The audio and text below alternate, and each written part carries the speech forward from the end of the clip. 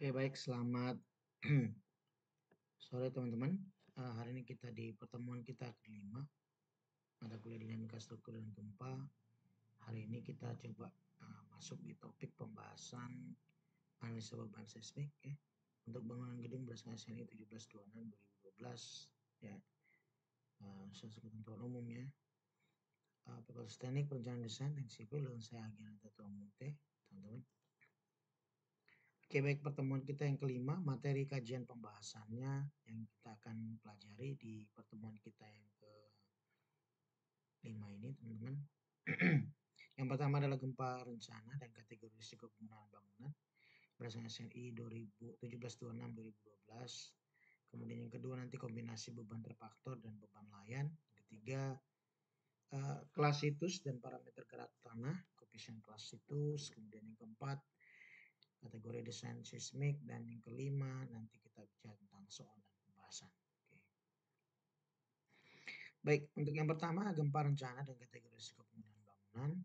Gempa rencana yang kita lihat berdasarkan beban gempa yang terjadi pada struktur tergantung pada faktor, yaitu yang kita ketahui ada massa, ada kekakuan ya. Terus kemudian ada waktu getar alami dan pengaruh redaman dari struktur ya. Jadi ini faktor yang mempengaruhi besaran gempa yang terjadi. Kemudian kondisi tanah dan wilayah gempa itu juga sangat ditentukan atau sangat menentukan untuk kita merencanakan dari bangunan gempa kita yang kita akan dirikan di atasnya. Massa struktur bangunan merupakan faktor yang sangat penting ya, karena beban gempa merupakan gaya inersi yang sangat tergantung pada besaran massanya ya. Nah, berikut akan dijelaskan mengenai arah pembebanan gempa, kombinasi pembebanan dan metode analisisnya. Nah, besaran gempa yang dipakai dalam perencanaan merupakan besaran probabilistik, bukan deterministik ya. Nah, secara internasional disepakati kalau probabilitas gempa yang direncanakan sepanjang umur bangunan adalah 10%. Nah, jika umur bangunan 50 tahun, maka periode ulang adalah 50 dibagi 0,1, 500 tahun. Nah, kemudian dalam waktu 50 tahun ada 10% probabilitas terjadi gempa sesuai beban gempa yang direncanakan. Nah, jika per tahun bisa 10 dibagi 50%, berarti 0,2%. Jadi dalam perencanaan gempa, engineer meninjau intensitas gempa berupa PGA atau peak ground analysis, nanti kita lihat bentuknya, yang mengguncang dengan periode ulang 500 tahun. Nah, teori probabilitas yang dikenal adalah seismic hazard analysis. Dengan metode ini telah dihitung percepatan puncak batuan dasar di banyak lokasi di Indonesia.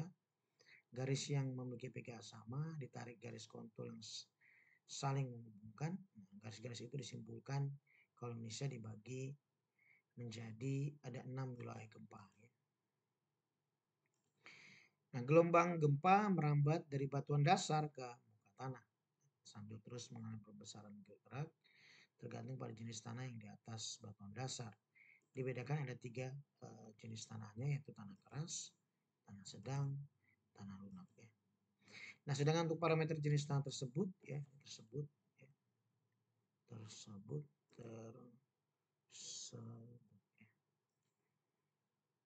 Oke.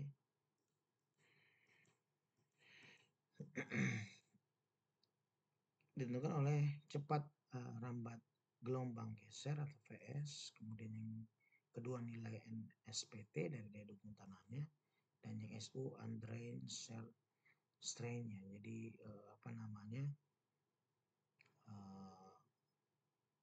gaya shear dasarnya. Kategori risiko penggunaan bangunan, risiko pada penggunaan bangunan. Nah, di sini dari SNI 2012 kita kategori risiko struktur bangunan gedung sesuai dengan tabel 1.1, pengaruh gempa rencana terhadapnya harus dikalikan dengan suatu faktor keutamaan atau EI. Jadi nanti kita lihat dari misalkan tipe untuk yang kategori risiko strukturnya ya, nanti ada di tabelnya ya. Nah, tabelnya seperti ini teman-teman.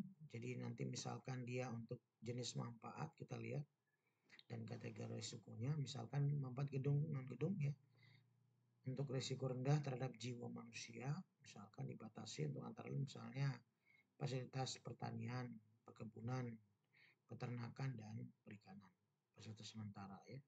Gedung penyimpanan, rumah jaga, struktur kecil itu nilai risiko EI-nya 1. Sedangkan untuk semua yang kategori risiko 1, 2, 1, 3, 4, tapi tidak dibatasi untuk ini ya. Jadi ini yang 2 ini termasuk perumahan, rumah toko, rumah kantor, pasar, gedung perkantoran, gedung apartemen, rumah susun, pusat perbelanjaan, mall gitu ya, bangunan industri dan fasilitas manufaktur dan pabrik.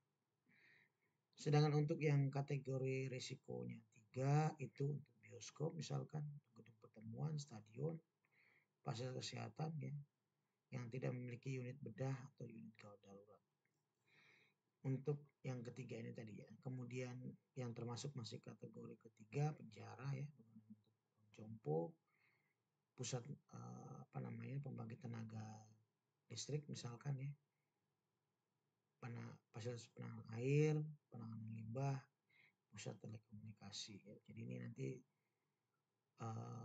termasuk di risiko 3. Nah, risiko 4 biasanya di sini bangunan monumental, gedung sekolah, fasilitas pendidikan, rumah sakit, fasilitas kesehatan, ya, fasilitas pemadam kebakaran, ambulan, ya, garasi, serta garasi kendaraan darurat misalkan ya. Tempat perlindungan terhadap gempa bumi, angin badai, dan tempat perlindungan darurat lainnya. Ini termasuk yang keempat ya. Ya, jadi ini yang nanti teman-teman akan lihat nih pada saat perencanaan risiko bangunan ini kita akan tentukan berdasarkan jenis bangunan ya.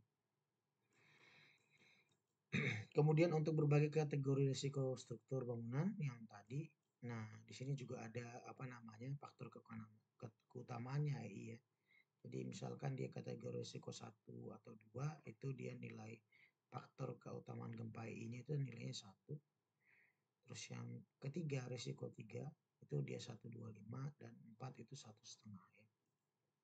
Ini menurut SNI 1726/2012 pasal 4 pasal 4.1.2. Jadi kalau kita buka ya untuk untuk yang SNI-nya posisinya ya teman-teman ya. Pasal 4 tadi ya. Nah ini tadi untuk yang kategori risiko, kemudian ini tadi ya. Ya, jadi ini tabel 2 faktor kegempaan keutamaan gempa tadi ini di sini ambil. Ini yang 4 ya, pasal 4.1 4.2.1 ya. Oke. Oke, ini teman-teman. Kemudian untuk kombinasi yang kedua kita masuk di bagian 2. Kombinasi beban terfaktor. Nah, berapa kita paham di sini untuk kombinasi beban untuk metode ultimate. Ya, nanti kita ini menjadi untuk analisa kita untuk berapa yang kita input untuk kombinasi bebannya. Yang pertama 1,4 dead load, 1,2 dead load ya. Tambah 1,6 live load ditambah 0,5 ya untuk gempanya ya. Untuk suara anginnya LR dan R ya. Jadi di sini LR untuk LR untuk arah angin ya 0,5 LR dan R ya, right and left ya. Di sini penjelasannya kita lihat ya. Oke. Ya itu di sini ya ini light and right ya untuk yang anginnya LR ini. Faktor L kombinasi ya. Ruang girasi pertemuan nilai oke ya. Oke, itu.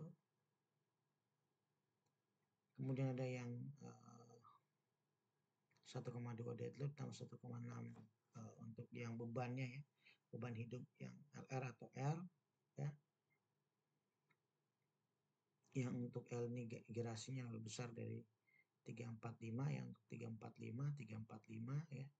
345-nya diambil sama dengan 0,5 kecuali untuk ruang garasi, ruang pertemuan dan semua ruang nilai beban hidupnya lebih besar dari 500 kilo ya. Kemudian ada 1,6 dead load tambah 1,0 W ya. W ditambah dengan L tambah 0,5 LR atau R ya. Plus 1,2 dead load plus 0,1 E tambah L 0,9 dead load tambah 1,0 W 0,9 dead tambah 1,0 earthquake ya. Ini penjelasannya seperti itu ya teman-teman. Nanti kita bisa masukkan nilai angkanya ya. Kemudian di sini juga ada yang tegangan untuk yang ini tadi penjelasannya teman-teman ya. Untuk yang D-nya dead load beban mati, L-nya pengaruh beban hidup pasal 12 tadi pengaruh beban hidup ya. R-nya itu beban air hujan ya. Kemudian W itu beban angin, E itu pengaruh gempa ya. Nah, pengacuan untuk faktor ini tadi saya sudah baca bahwa untuk yang ruangan pertemuan ya, untuk garasi dia cuma hanya 0,5 kecuali garasi ya. Sedangkan untuk ruangan pertemuan atau ruangan nilai dengan beban hidupnya lebih 500 kg per meter persegi.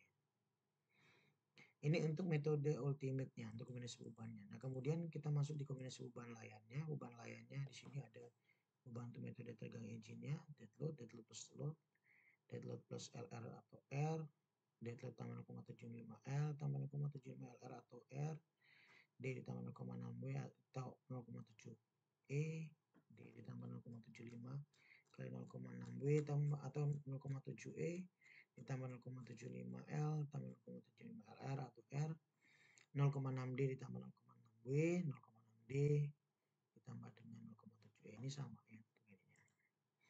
SNE 1726 kita sudah lihat juga tadi.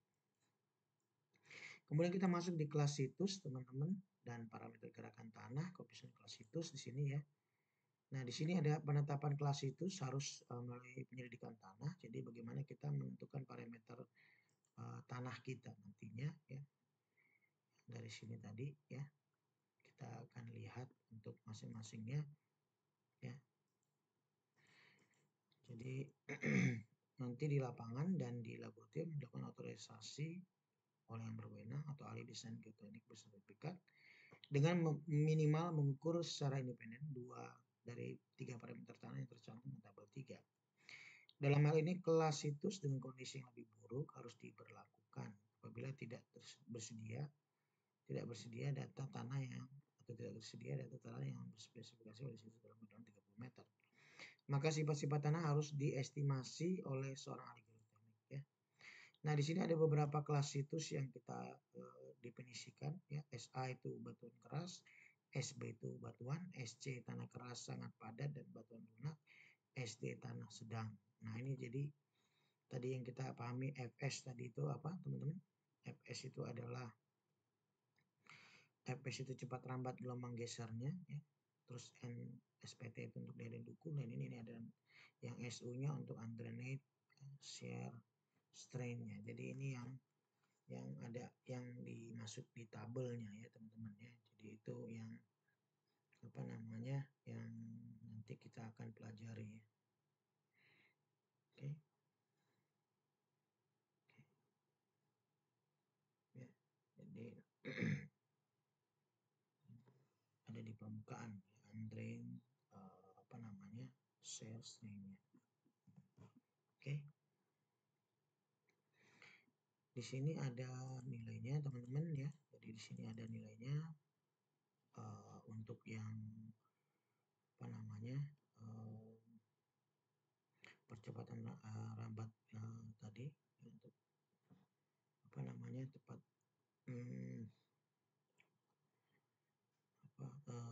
cepat rambat gelombang gesernya ya teman-teman itu lebih besar dari 1500 ya untuk yang batuan keras.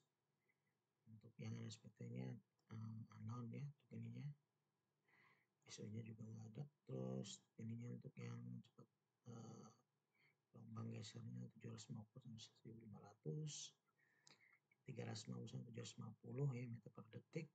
Ini lebih besar 50 ya. Dan untuk tanah sedang antara ini 175 sampai 350, untuk yang SPT-nya 15 sampai 50, dan untuk yang SU-nya ya 50 sampai dengan 100. Nah, ini juga ada yang tanah lunak ya, kurang dari 175 untuk meter per detiknya ya, ini kurang dari 15, kurang dari 50. Atau profil tanah yang mengandung lebih dari 3 meter, tanah dengan karakteristik sebagai berikut: indeks plastis PI-nya lebih besar dari 20, kadar airnya 40%, kuat geser niralirnya itu di 25 kPa ya. Nah, ada juga tanah khusus yang membutuhkan investigasi geoteknik spesifik ya, dan analisis respons spesifik situs yang mengikuti 6.10.1 ya. Setiap profil lapisan tanah yang memiliki salah satu atau lebih dari karakteristik, misalnya rawan potensi gagal atau runtuh akibat hubungan gempa seperti mudah dilikuifaksi ya, lempung sangat sensitif, tanah tersementasi lemah, kemudian lempeng sangat organik ya, gambut ketebalan hanya lebih bisa 3 meter, lempung berplastisitas sangat tinggi, ketebalan hanya 7,5 meter, dengan indeks plastisitas PI-nya lebih besar dari 75. Lapisan lempung lunak setengah teguh dengan ketebalan lebih dari 35 meter, dengan kuat geser niralirnya kurang dari 50 kPa. Na itu tidak dapat dipakai ya, jadi ini tidak dapat dipakai untuk yang ini tadi ya, nilai. Oke, nah kemudian kita di sini teman-teman akan lihat detailnya tadi ya. Jadi untuk SF tadi sudah dijelaskan juga ya. Terus untuk yang untuk situs SC SD tadi ya, yang tidak bisa dipakai ya, lapisan 30 meter untuk yang tempat rambut gelombang dasarnya ya. Nah, ini teman-teman bisa lihat nih penjelasannya di sini.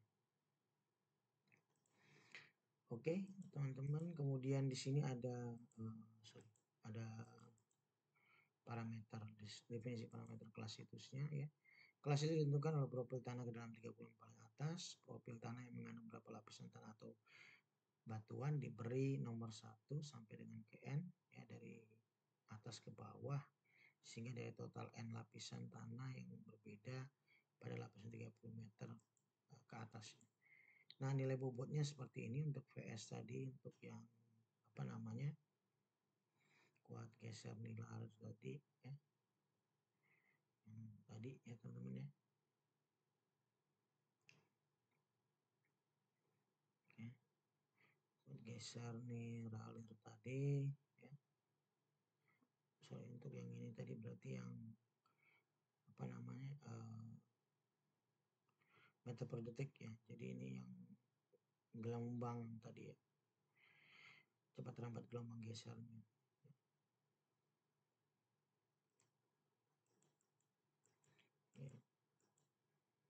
Ya, VS bar sama dengan sigma I sampai 91 sampai M DI per sigma I sama 1 M DI per PSI ya.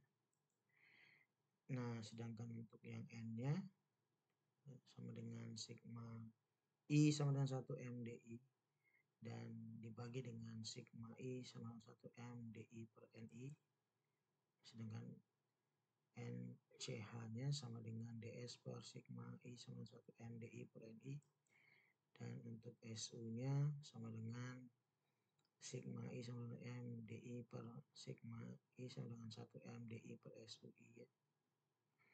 Ini untuk yang definisi untuk yang parameter kelas situsnya ya. DI itu adalah tebal lapisan tanah yang ke I ya. Sedangkan untuk penetapan kelas situs SC, SD, dan SE paling tidak harus tersedia dari dua dari 3 parameter VS, N, dan SU-nya ya. Nah, kemudian kita masuk di parameter gerakan tanah ya. Di sini akan tersedia peta 5% damping untuk kelas situs SB, untuk spectral acceleration SS ya. SS itu periode spektral respon spektralnya DS1 periode getar pada 1 detik 2% dalam 50 tahun. Modifikasi untuk kelas situs lainnya dengan koefisien PV dan FA ya untuk menentukan koefisien spektralnya SMS dan SMS1 nanti ya, dibagi dengan 1,5 untuk desainnya. Oke, nanti kita lihat percepatannya seperti ini teman-teman ya. Jadi nanti kita akan lihat percepatan respon spektral 0,2 detik, 2% dalam 50 tahun, 50% damping kelas itu SB ya. Kalau kita lihat seperti ini teman-teman ya. Jadi nanti akan berdasarkan nanti di zonanya nih ya, merah, kemudian ada yang hijau, biru ya. Nanti akan kelihatan untuk ini ya, apa namanya?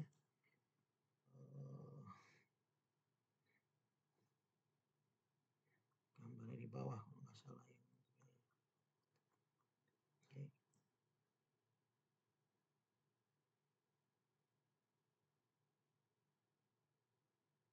Oke, ini ya teman-teman ya. Oke, ini gempa yang untuk yang situs SB tadi, respon spektrum yang konstan 50%. Kemudian ada yang untuk yang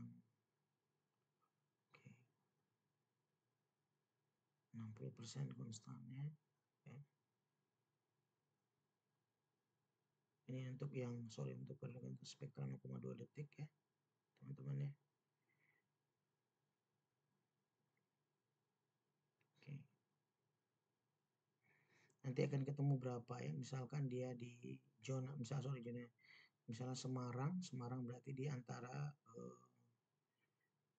1 sampai 1,05 ya. Nanti kita lihat di petanya juga ya. Terus kemudian kalau area kuning misalnya Mataram berarti kurang lebih 1,05 sampai dengan 1,1 ya. Untuk ininya. Untuk koefisien untuk periode spektral 1 detiknya juga akan kelihatan dari ininya ya. Tapi untuk ini bisa kita lihat di Puskim nanti untuk yang puslitnya tadi ya, untuk nilai-nilainya ini nanti akan bisa terbaca ya, untuk ini.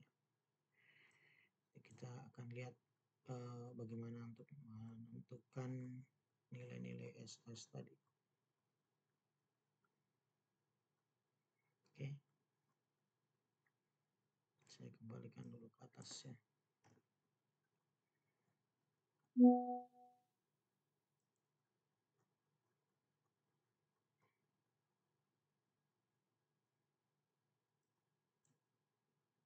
Oke.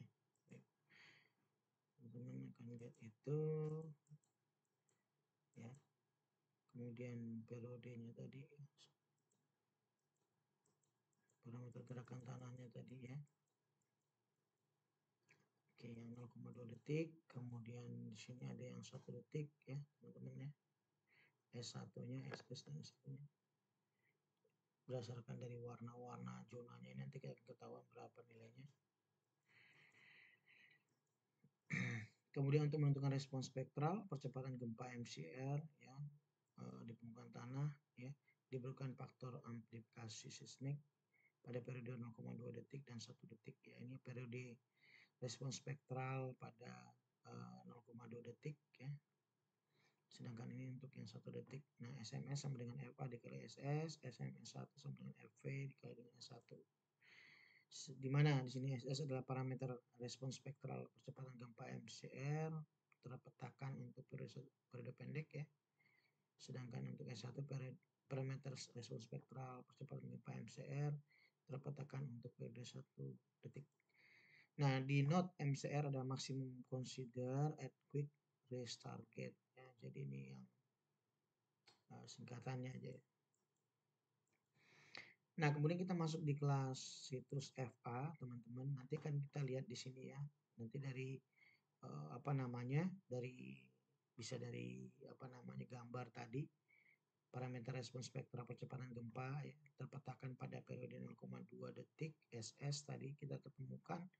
Misalkan dia di tanah, misalnya tanahnya tanah sedang ya, atau tanah lunak misalkan dengan SS nanti kita ketahui misalkan di sini misalnya SS-nya untuk daerah mana, misalnya SS-nya untuk daerah sorry, SS-nya berarti di sini nih, misalkan SS-nya untuk misalkan areanya, misalnya area Jakarta misalnya ya, atau area kita lihat dulu yang bawah dulu SS-nya ya teman-teman. SS-nya ini SS ya, misalkan untuk area yang Jakarta merah misalnya yang sini ya, berarti dia 0,6 sampai dengan ini 0,9 sampai dengan 1,0 misalkan ya, misalnya dari sini Jakarta ini merahnya ini, berarti nanti kita bisa tentukan tuh nilainya ya, 0,9 sampai sama dengan 1 ya, berarti SS-nya 0,9 sampai dengan 1. Nah, kita akan temukan ini nanti ya, di antara ini SS-nya, misalkan dia tanahnya apa, SD misalnya. Dia tanah apa namanya? SD itu tanah sedang misalkan ya. Tanah sedang. Nanti kita akan lihat misalnya SS-nya di antara 0,9. Berarti nanti kita akan ada interpolasi antara 0,75 sampai dengan 1 ya. Misal sedang berarti 1,2 ke 1,1 ini nanti bisa ketemunya berapa nilainya ya, bisa di 114 atau berapa gitu ya. Nah, untuk nilai SS ya, ini diinterpolasi kalau misalkan dia tidak persis di angka ini ya, tadi antara 0,9 sampai dengan 1 tadi misalkan Jakarta. SSB situs yang memerlukan investigasi geoteknik spesifik, dan respon situs spesifik lagi ya, pasal 6.9.1. Nah, berikut juga dengan FV-nya sama, berarti kita penentuan kelas situs untuk S1-nya dari gambarnya tadi, yang kita S1 misalkan ya, S1-nya di sini misalnya ini, yang S1 ini ada simbolnya di sini. Misalnya S1 ya, misalkan di daerah mana nih, misalnya S1-nya di areanya di Surabaya misalnya yang hijau, berarti di 0,25 sampai 0,3 ya. Di 0,25 sampai 0,3. Berarti FV-nya berarti ini S1-nya 0,25 antara ini sampai dengan 0,3. Misalnya di SD berarti antara 2 sampai dengan 1,8. Nah, ini kita harus interpolasi juga ya. Nah, setelah kita dapatkan poin-poin itu, nanti kita masuk di masuk di parameter percepatan desain spektralnya ya. Jadi nanti kita dapat SDS dan SD1-nya ya. SDS itu untuk desain spektral untuk periode pendek dan pada periode 1 detik, yaitu SD1 ya. Dengan rumus SDS sama dengan 2/3 SMS ya. Sedangkan SD1 sama dengan 2/3 dari SM1-nya ya, dari yang persamaan yang sebelumnya sudah kita dapat tadi yang ini ya. Nilainya ya. Oke. Ntar kita lihat contohnya ya teman-teman ya. Ini SMS, FA dikali SS, FV dikali SS ya. Sedangkan untuk dapatkan nilai SDS 2/3 dari SMS yang ini ya. Sama 2/3 dari SM1-nya. Oke.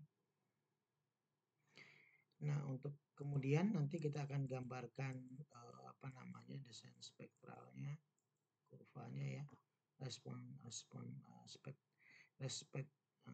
Spektrum respon desainnya nanti kita akan petakan nilainya ya. Di sini ada SA sama dengan SDS skala 0,4 tambah 0,6 T per T0. Nanti T0-nya, T-nya kita cari, T0 juga kita cari ya. T0 yang ini ya, TS-nya ini ya, untuk periode 1 detiknya ini ya. SA-nya sama dengan SDS, jika T0 ini kurang sama dengan T, kurang sama dengan TS, SA sama dengan SDS dibagi dengan T, T lebih besar dari TS, T0 sama 0,2 detik, dikali dengan SDS1 dibagi SDS, TS sama SDS, SD1 dibagi dengan SDS.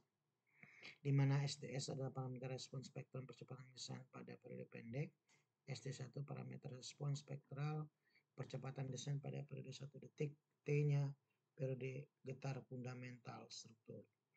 Nah, kan kita lihat nanti di mana nilai T0, nanti kita akan lihat berapa nilai SDS-nya. Apa namanya, respon spektral tadi ya. 0,2 detik, 1 detik ya. Kemudian di TS-nya nanti berapa nilainya ya. Nanti kemudian di 1, kemudian terus sampai ke sini periodenya ya. Nah, cenderung akan seperti ini. T0 detik nanti juga akan ketahuan berapa nilainya di sini. Ya, nanti kita akan gambarkan kurva ini. Kurva ini nanti kita masukkan di perhitungan kita ya. Respon ini ya. Untuk menjadi beban gempanya jadinya ya. Oke, itu desain supply online-nya kita bisa juga cek ya teman-teman. Dari sini tadi ya. Kita bisa tahu nilai-nilainya tadi ya. Dari ini semua tadi. Misalkan contohnya tadi saya udah siapkan juga sebenarnya untuk ini ya. Contohnya seperti ini. Misalkan koordinatnya nama kotanya misalkan dia kota di tadi di mana? Di yang kita sudah bahas tadi misalkan di Jakarta ya, teman-teman ya.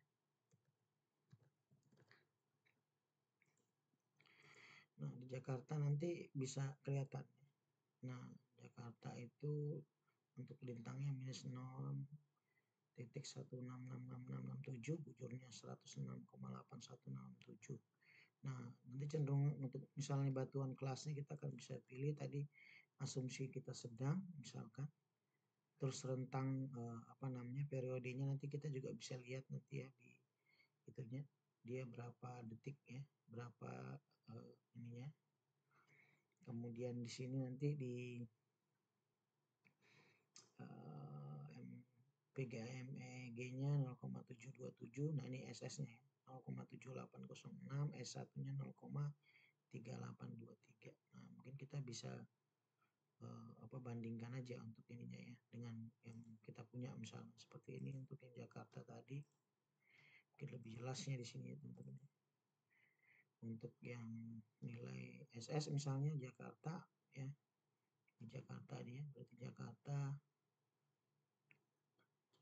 itu agak, nah itu warnanya berarti dia di antara merah banget ya. Merahnya nggak terlalu merah tuh berarti di sini ya. Sorry, ini berarti di sini nih dia antara ini 0,5 sampai 0,6. Jadi kalau kita lihat 0,5 ya mungkin ini. Sorry, yang ini yang nilai SS ya. Nah, kalau kita lihat nilai S1-nya, S1-nya untuk Jakarta itu kan dia kurang di hijau antara 0,25 sampai 0,3 G. Kita lihat di sini 0,3 ya. 0,25 sampai 0,3 ya. 0,25 sampai 0,3. Itu oke. Untuk PGA-nya oke. Oke, mungkin itu nanti kita akan lihat contohnya teman-teman bagaimana untuk menetapkan itunya, tapi seperti itu untuk membaca nilainya. Oke, kemudian setelah kita mengetahui berapa nilai SS-nya, ya nanti kita tinggal masukin ini nilainya ya tadi ya, di persamaan kita yang tadi ya. Nah, nanti kan kalau yang untuk 2011 itu seperti ini tampilannya, tapi ini yang 2023, 2024 ya. Nah, kemudian masuk di yang keempat, kategori desain seismik ya. Struktur dapat ditetapkan memiliki suatu kategori desain seismik berdasarkan kategori resiko dan parameternya, respon, percepatan, padan, periode pendek, STS dan ST1 tadi ya.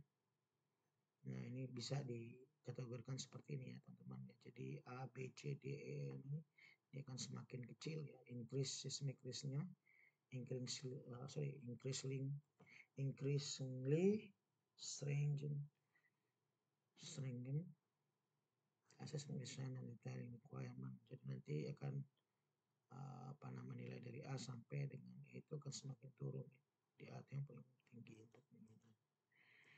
Kemudian untuk yang nilainya secara kategorinya nanti teman-teman akan lihat untuk nilai SDS-nya nanti ya tergantung kurang dari 0,167 ditentukan berdasarkan kelompok kategori risiko 1 dan 2, 3 dan 4 berdasarkan bangunannya ya. Nanti kita kan bisa lihat dia termasuk di daerah mana ya. D dan C, C, D ini nanti berdasarkan ini ya. Kemudian kategori desain berdasarkan percepatan periode panjangnya juga bisa kita akan lihat untuk ininya SD1 nya ya. Tergantung dari nilai apa namanya kategori risiko yang ada ya. Oke. Alternatif penentuan KDS untuk struktur dengan periode pendek jika S1 0,75 G berdasarkan percepatan periode gempa SDS tabel 6 syaratnya ya. Nah, di sini nanti ada perhitungannya ya. Jadi di sini nanti pada masing-masing dua arah ortogonal, arah X, arah Y, periode fundamental getar strukturnya TA sama dengan rumusnya CT dikali dengan HX ya, pasal 7821 kurang dari 0,8 TS di mana TS sama dengan SD1 dibagikan SDS ya. Yang kedua, pada masing-masing dua arah ortogonal, periode fundamental struktur digunakan untuk menghitung simpangan antar lantai T harus kurang dari TS-nya ya. Nah, koefisien respons seismik atau CS tadi sama dengan SDS dibagi dengan R dibagi dengan IE-nya ya. Jadi R nanti juga dia struktur pemikul momen seperti apa ya, nanti kita akan lihat. Kemudian yang keempat, diafragma struktural kaku atau untuk diafragma fleksibel, jarak antara elemen vertikal penahan gaya gempa kurang dari 12 meter ya. Nah, ini ada tabelnya teman-teman, kategori desain seismik dalam SNI ini 2012-13 ya teman-teman ya. Jadi nanti bisa lihat komponen yang apa namanya menahan pengaruh daripada gempa kecuali seperti ini diberikan. Kemudian kategori desain seismiknya ya. Jadi di sini ada di pasal-pasalnya ini pasalnya persyaratan analisa dan desain. Di sini pasal 21 ya untuk kategori B. Ya. Kemudian strukturnya ya. Ini dinding struktur ya. Dinding struktur bercetak. Ini pengelompokan aja ya untuk bagaimana kita melihat posisi dari perbagian komponen-komponen yang ada di peraturan di SNI kita ya. Untuk KDS Jakarta di sini Jakarta SDS 0,6 ini tadi yang kita dapat dari yang bertanya tadi. SDS 0,608 gravitasi, SD1 0,560 G.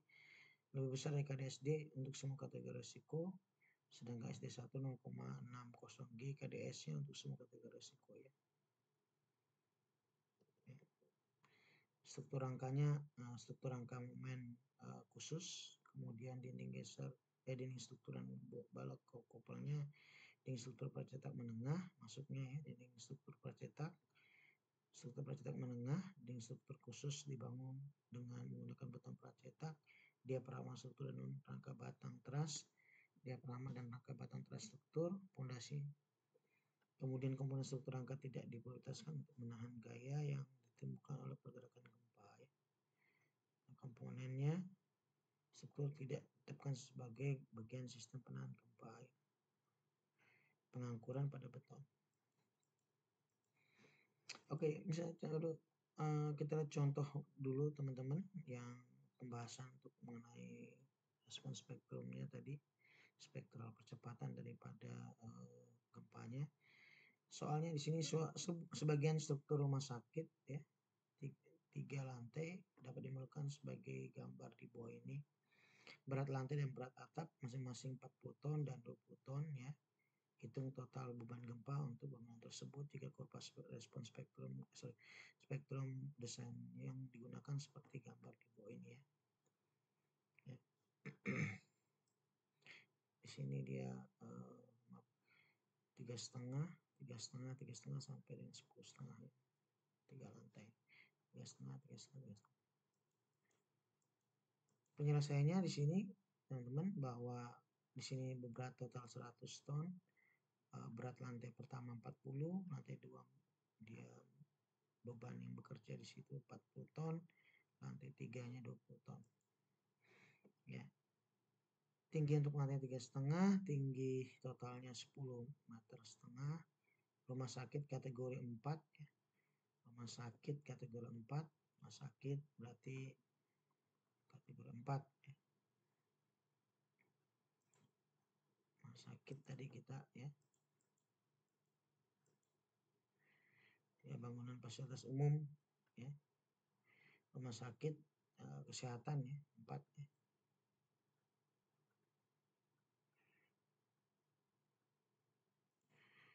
Dan di sini dia IE-nya 1,5.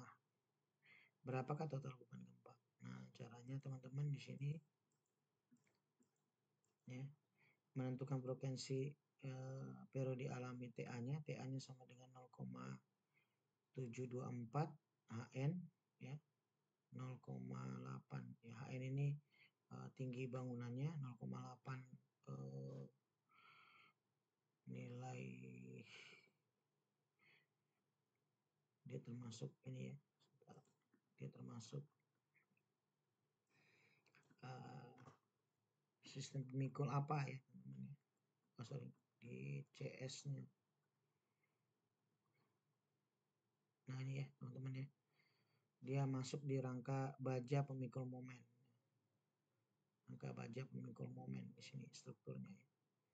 Rangka baja ya, nilai parameter CT dan X-nya. Rangka baja pemikul momen 0,0724 A atau X nih, sedangkan X-nya 0,8. Jadi kita di sini berarti di sini 0,724 ya. 0,724. Kemudian HN-nya itu sudah sama dengan 10,5 meter. Kemudian X-nya itu sama dengan 0,8 ya. Ini kita masukkan TA-nya berarti 0,724 kali 10,5 kali 10,8 sama dengan TA-nya sama dengan 0,475 detik. TA itu adalah frekuensi periode alami bangunan per detik TA-nya, sedangkan H-nya tinggi total bangunannya ya. Jadi ini yang harus diingat-ingat ya teman-teman. Nanti kita akan detailkan lagi untuk contoh yang lainnya. Penyelesaiannya, nah setelah kita mendapatkan nilai TA-nya maka dapat menemukan nilai spectral acceleration, percepatan gempanya. Untuk rencana SA-nya yang didapatkan dari grafik tadi ya. Berarti kalau misalnya grafiknya tadi ada, berarti TA-nya tadi kita udah ketemukan ya, 0,475 ya. Kita bisa gambarkan 0,75 itu di antara 1, 0 ya. Berarti ini ketemu di sini sama dengan SA-nya berapa? 0,8 G ya. Ya. Didapatkan nilai SA sebesar 0,8 G. Nah, setelah mendapat SA, selanjutnya menentukan nilai total beban V-nya, berarti V sama dengan SA per R ya. Kemudian dikali dengan EI dikali dengan W total. V ini gaya geser gempa ya, gaya geser dasar. V sama 0,8 dibagi dengan 8 dikali 1,5 dikali 100, V sama dengan 15 ton. Nah, ini SA-nya 0,8, R-nya kita dapat dari sini R-nya ya. R-nya itu dia termasuk dia di rangka pemikul apa gitu ya teman-teman ya. Nilai R-nya R-nya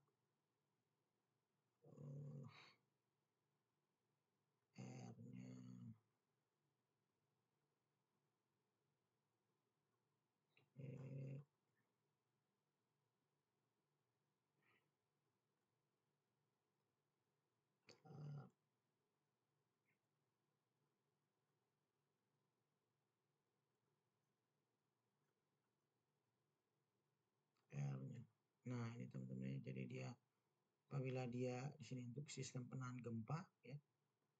Kalau misalkan dia rangka baja dengan bracing eksentris misalnya ya, atau dia rangka beton pemikul momen, tapi kayak ini baja tadi ya, rangka baja dengan bracing dan G-nya R-nya 8 ya. Tapi biasanya untuk beton kita pakai yang ini ya teman-teman ya, rangka baja, sorry bang, rangka beton, rangka beton. Jadi, nah kalau misalkan kita biasanya sistem pemikul, misalkan rangka beton, ya, beton pemikul khusus menengah, momen khusus, ya, ini yang biasa ya, kita biasa pakai ini layarnya ini. Oke, ini dapat ya teman-teman ya, dapat nilainya ya 15 ton. V gesernya. Nah, di sini keterangannya V total beban gempa, WT total berat seismik efektif bangunan, SA spectral acceleration-nya, kemudian R-nya faktor modifikasi respon yang nilai apa untuk struktur baja tadi ya. EI-nya faktor keutamaannya. Maka disimpulkan bahwa total beban gempa V yang dihasilkan adalah 15 ton. Gaya shear-nya, gaya geser gempanya. Oke, itu teman-teman materi kita hari ini. Terima kasih kita sudah mempelajari untuk apa itu